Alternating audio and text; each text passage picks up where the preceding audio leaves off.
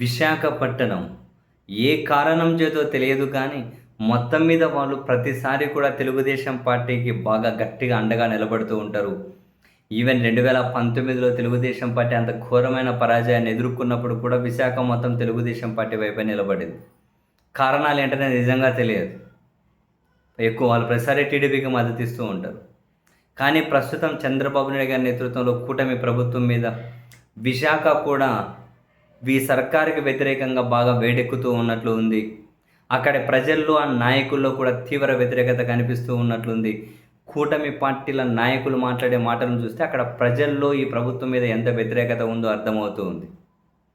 నీళ్ళ సమస్యలు, కరెంటు సమస్యలు, నీళ్ళ సమస్యలు ఇప్పటికే చుట్టుముడుతూ ఉన్నాయి. పైగా ఇప్పుడు డేటా సెంటర్లు అనేటివి ఏర్పాటు చేస్తే వాటికి ఎన్ని నీళ్ళు అవసరమవుతాయో మనం చెప్పలేము. మరి నీళ్ళ సమస్య నీటి ఎద్దడి నెలకొని ఉంది అంటే అల్లాడిపోతారు. ఆ సమస్య ఉంది. ఇప్పుడు పవర్ సమస్య భారీగానే ఉంది. అండ్ మరోవైపు విశాఖను అమరావతి కోసం నిర్లక్ష్యం చేస్తున్నారనే అభిప్రాయం ఉండనే ఉంది. ఇప్పుడు విశాఖ విమానాశ్రయాన్ని పూర్తిగా భోగాపురానికి తరలించేస్తారు అని చెప్పి దాని మీద ప్రజలు వ్యతిరేకంగా ఉన్నారు. ఎందుకు వ్యతిరేకంగా ఉన్నారో తాజాగా కూటమిలో ఉన్న బీజేపీ ఎమ్మెల్యే విష్ణుకుమార్ రాజే మీడియా ముందు చేసిన వ్యాఖ్యలు చూడండి.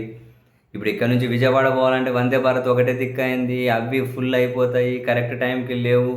కొన్ని వందే భారత్లు ఎక్కువన నడిపేంత వరకు విశాఖపట్నం అనే విమానాశ్రయాన్ని అలాగే ఉంచండి. అసలు విశాఖ నుంచి తిరుపతి పోవాలంటే ఎట్లా పోవాలి, విశాఖ నుంచి భోగాపురం పోవాలంటే ఎంత దూరం పడుతుంది, కనీసం ఏమంటారు 3,000 రూపాయలు అడుగుతారు క్యాబులకు ఇప్పుడు ఛార్జెస్. కనీసం లోకల్ ఫ్లైట్లు నడిపే కన్నా విశాఖ విమానాశ్రయం అలాగే కొనసాగించండి. కొంచెం మంచి రవాణా ఏర్పడే అయ్యేంతవరకైనా విశాఖను అట్లే కంటిన్యూ చేయండి అని చెప్పి ఆయన ఇక్కడ ప్రజల్లో తీవ్ర వ్యతిరేకత వస్తూ ఉంది. ఒకసారిగా విశాఖను భోగాపురం షిఫ్ట్ చేసి దీన్ని రక్షణ శాఖకి ఇచ్చేస్తే విశాఖ ఎయిర్పోర్ట్ని 62 ఏళ్ళు కాపురం చేసి డైరెక్ట్గా విడాకులు ఇచ్చేసినట్లే అవుతుంది. ఇటువంటి వ్యాఖ్యలన్నీ చేశారు ఆయన. సో ఒకవైపు విశాఖ నిర్లక్ష్యానికి గురవుతున్నది ఒకటి, అక్కడ భూములు విచ్చలవిడిగా కావాల్సిన వాళ్ళకు పంచిపెడుతున్నారనే ఒకటి, నీళ్లు కరెంటు కష్టాలు వెంటాడుతూ ఉన్నాయి, అమరావతి కోసం నిర్లక్ష్యం గురవుతుందనేది ఒకటి, అండ్ విశాఖలో ఉన్నటువంటి డెవలప్మెంట్ కార్యక్రమం, విశాఖలో ఉన్నటువంటి ఇటు విమానాశ్రయాలు మరొకటి కూడా ఇంకో చోటికి తరలించి వేసి ప్రజలకు ఇబ్బందికర పరిస్థితులు తెస్తున్నారు అనేది ఒకటి. మొత్తం మీద ఒకటి పోతే మరొకటి పోతే మరొకటి. విశాఖపట్నంలో కూడా ప్రజల్లో, నాయకుల్లో కూటమి ప్రభుత్వం మీద వ్యతిరేకత ప్రబలిపోతుంది అని కూటమి పార్టీల నాయకుల మాటలను కనుక మనం విన్నా, గమనించినా ఈజీగానే అర్థమవుతుంది.